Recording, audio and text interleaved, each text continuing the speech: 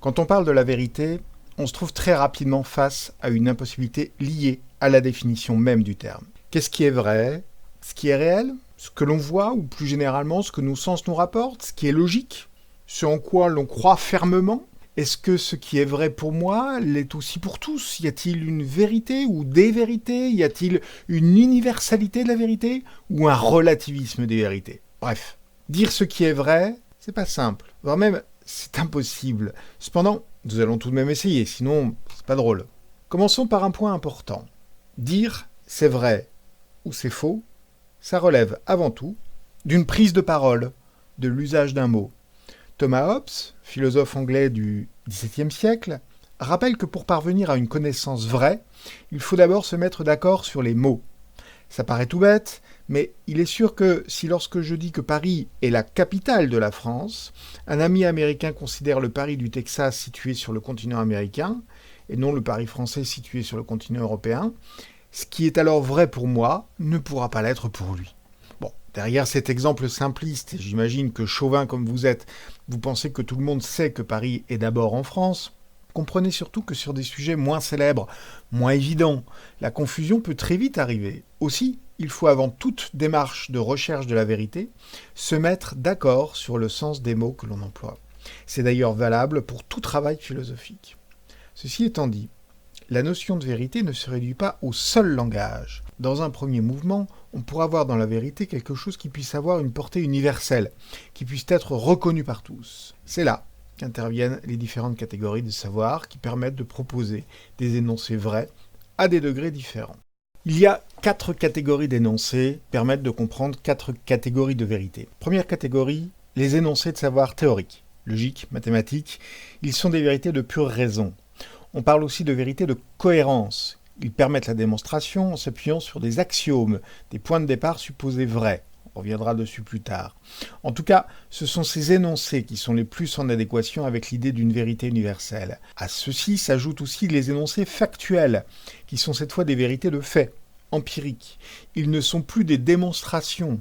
Ça n'est possible qu'en mathématiques, de manière stricte, mais sont des constats de la réalité objective. Sur ce point, je vous laisserai regarder les repères différenciant objectif et subjectif. Ensuite, les énoncés de savoir pratique, qui nous font donc descendre d'un cran dans la capacité à être une vérité universelle, puisqu'ils se prononcent sur le monde social et moral. Nous ne sommes plus ici sur un constat factuel du monde, mais sur un jugement de valeur, sur le mode d'action, le mode d'être dans le monde. Ces énoncés se veulent toujours objectifs, car ils s'appuient sur le raisonnement pour établir la validité morale de ce qu'ils soutiennent.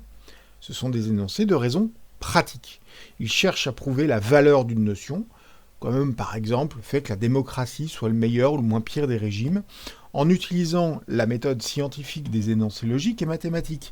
Pour autant, et au contraire de ces premiers énoncés, ils sont tout à fait discutables et peuvent donc être remis en cause en utilisant évidemment la même méthode de démonstration. Le troisième type d'énoncés et de savoir sont les énoncés expressifs, qui cette fois-ci ne se centrent plus sur l'objet, le monde, etc., mais sur le sujet.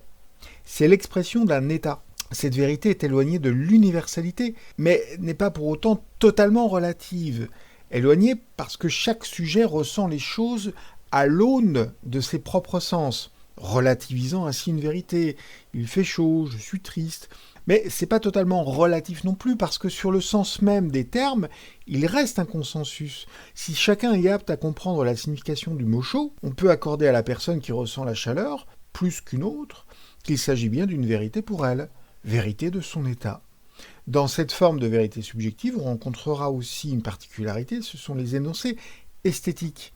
Ce sont des cas particuliers qu'on laissera ici de côté, mais qui relèvent bien aussi de cette expression d'un état. Dire d'une chose qu'elle est belle ou laide relève avant tout d'une forme de subjectivité, même si la philosophie tente de porter ces notions au-delà de ce statut. Enfin, viennent les dernières catégories de vérité, les croyances. Elles sont un cas bien particulier car si elles sont les plus éloignées des vérités de raison pure, elles relèvent pour autant des mêmes caractéristiques que les vérités de fait.